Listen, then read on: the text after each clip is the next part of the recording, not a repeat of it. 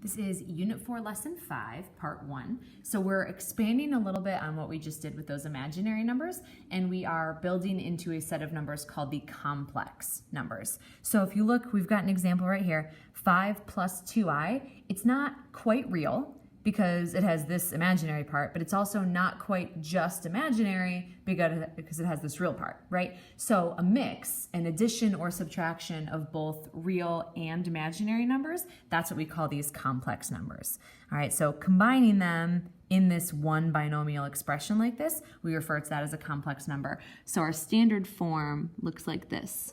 We have a plus bi. So this part right here, no imaginary attached, just a normal number. This is the real part of the complex number, and this right here is the imaginary part of the complex number. So we've got this new set known as the complex numbers that we're going to be working with in today's notes. So adding and subtracting complex numbers, basically you're just combining like terms. Like terms means combine the real with the real, combine the imaginary with the imaginary. We're going to do the evens on this page. So if you look at this, remember all answers must end up in this standard form. So with these, you add these two together. So we have our real parts. We have the 4 and 7, and we can add those up. It gives us 11. And then we can add the imaginary parts. So this is imaginary, and so is this. So add together a positive I and a negative 5i, and that gives us a negative 4i.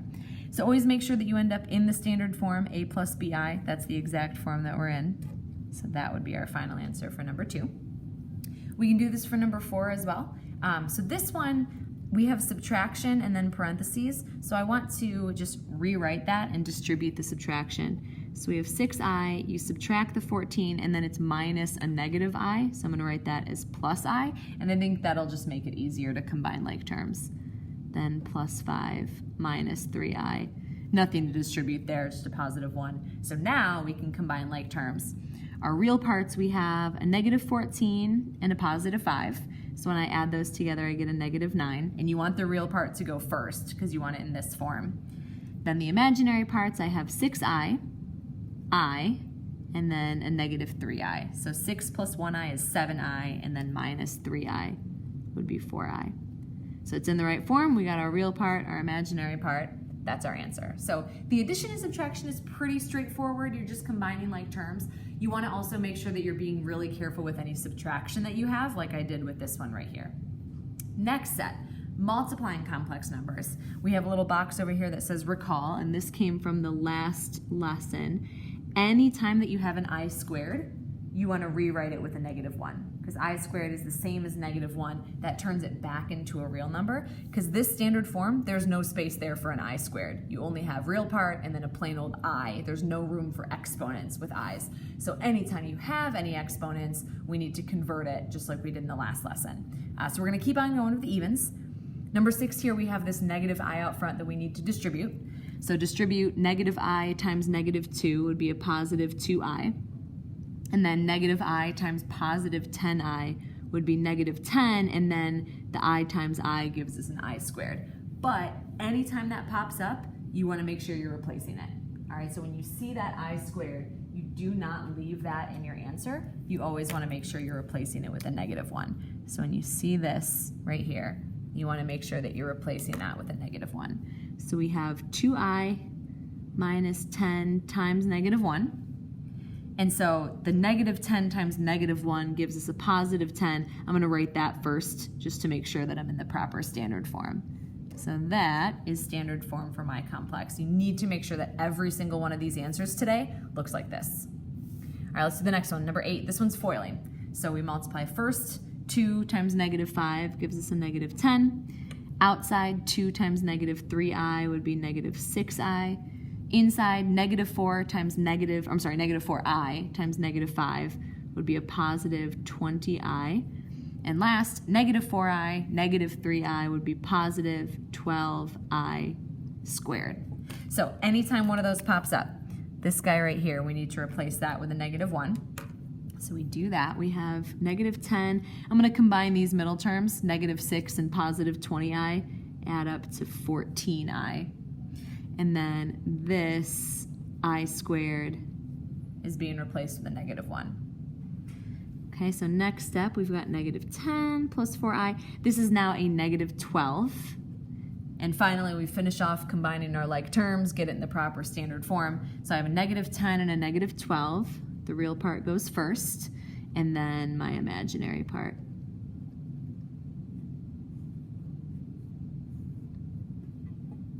And one more of these, number 10. This one, follow the order of operations. We do the multiplication first, followed by the subtraction. So multiplying these two means we're foiling. So 1 times 9.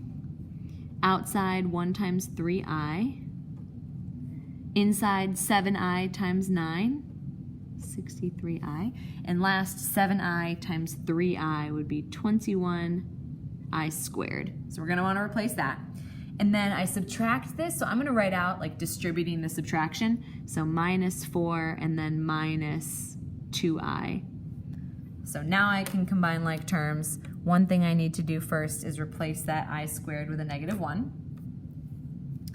So I have 9. I can combine up all the i's right now. I have 3i, 63i, that's 66i, and then minus 2i would leave us with 64i. So I can combine all those up, and then I have a 21 times negative 1. And then minus 4. Sorry, almost forgot a term there. All right, so I think I got everything covered. I combine all the i's, and then I have 9. This gets replaced with the negative 1, and then minus 4. So 2 more steps here. So I already took care of the i's. This is now a negative 21, and then minus 4. So for my real parts, I have 9 minus 21 minus 4. So 9 minus 21 is a negative 12. Minus 4 would be a negative 16.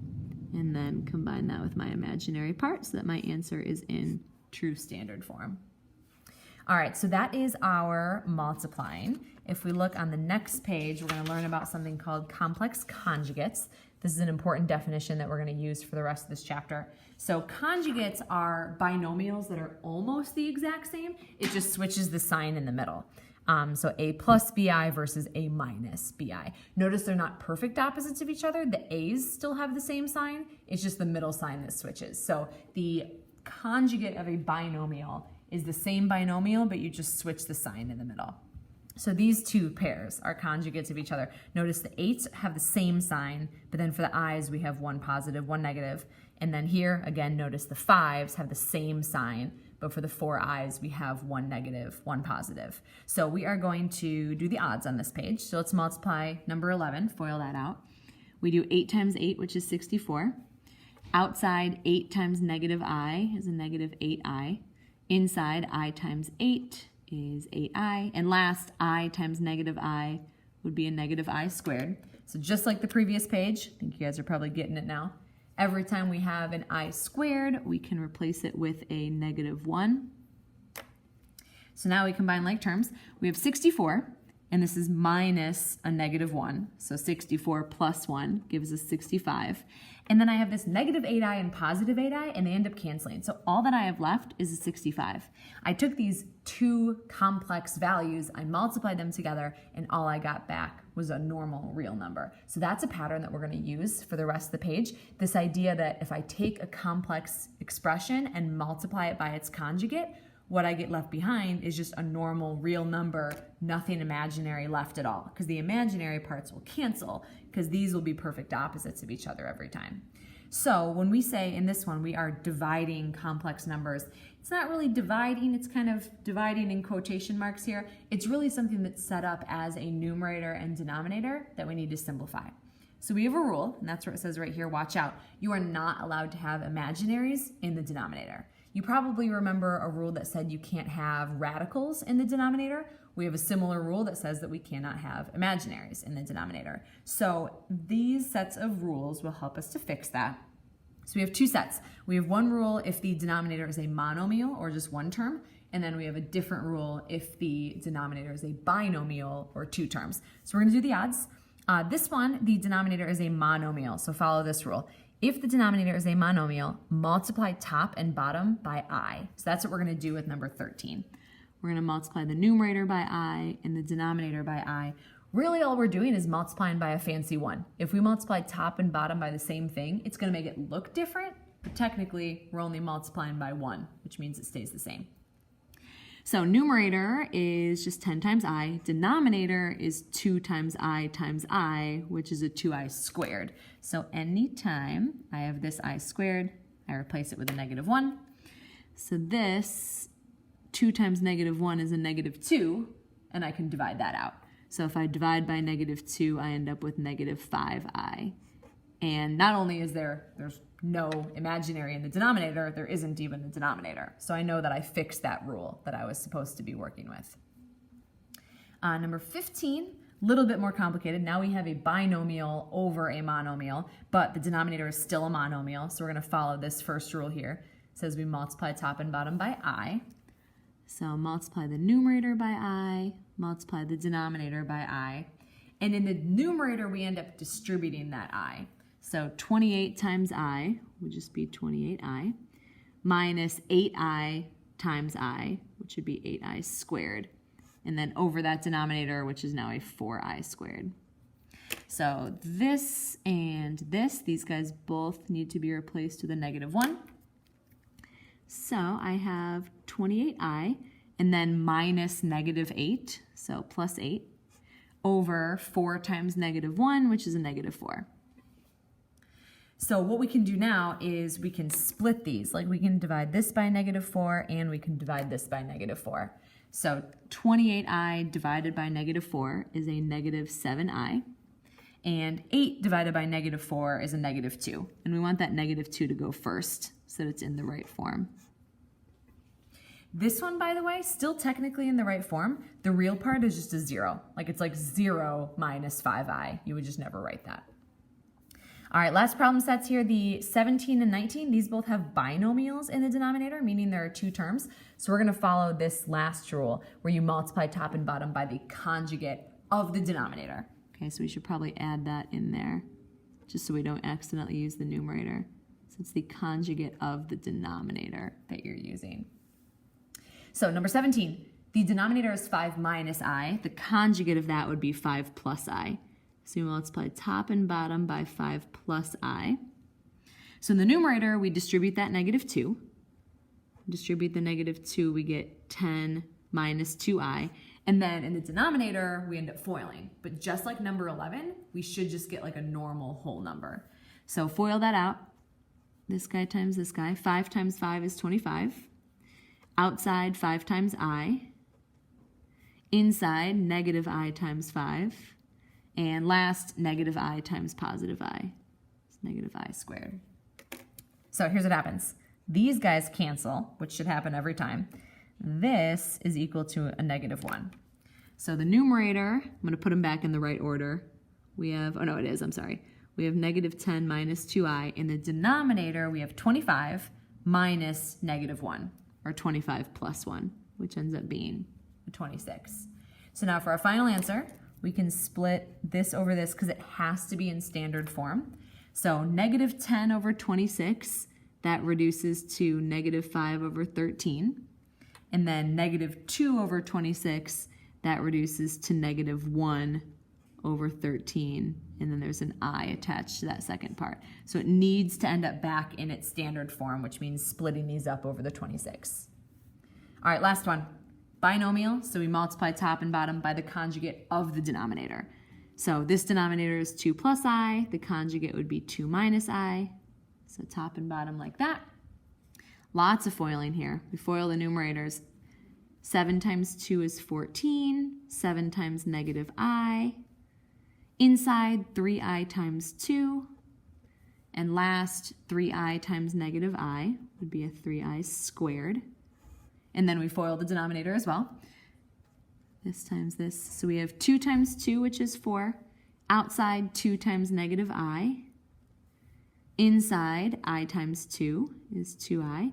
And last, I times negative I would be a negative I squared. So you have to simplify the numerator and denominator separately. You can't like try to cancel things top and bottom. That won't work. So this gets replaced with a negative 1. This gets replaced with a negative 1. These guys cancel, which should happen every time you use a conjugate. So now let's start combining things up.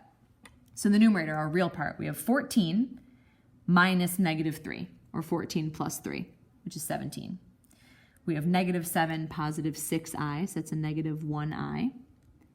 Denominator, we have 4 minus a -1, or 4 plus 1, which is 5. So for our final answer, we need the real part separate from the imaginary. So 17 over 5 is the real part. And then minus, technically there's a 1 in front of this I, so 1 over 5 is what's attached to the imaginary I, and that's your standard form. So those are all 4 operations on these complex numbers.